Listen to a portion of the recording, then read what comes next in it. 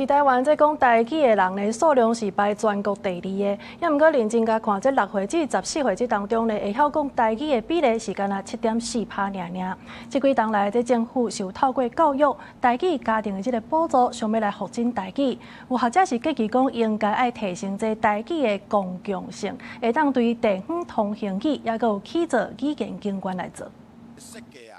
今仔办这公听会，后壁搁要拖用国语好不好？今年1月，立委王义川伫立法院公听会讲台语，说服人要求讲华语。台语伫公共空间受打压的情形，引起社会讨论。这几年虽然文化部有办真侪台语活动，不过咧公共空间却也是真罕伫听到台语。民间嘛用家己的力量，伫一寡病院、咖啡厅等等提供台语优先服务，希望让台语使用者伫生活中嘛通自然讲台语。大部分的人嘛是中国话反应为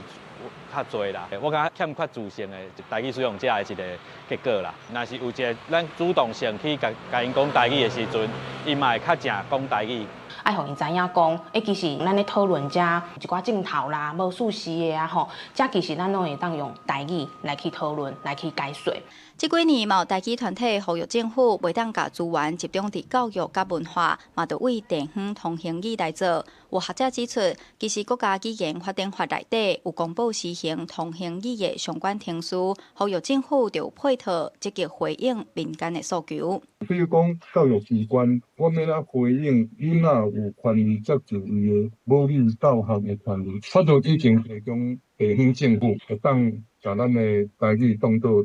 地方的通行语，这物件你要变做解决，只需要透过资源然后去实施。当然中央伊嘛要提出一套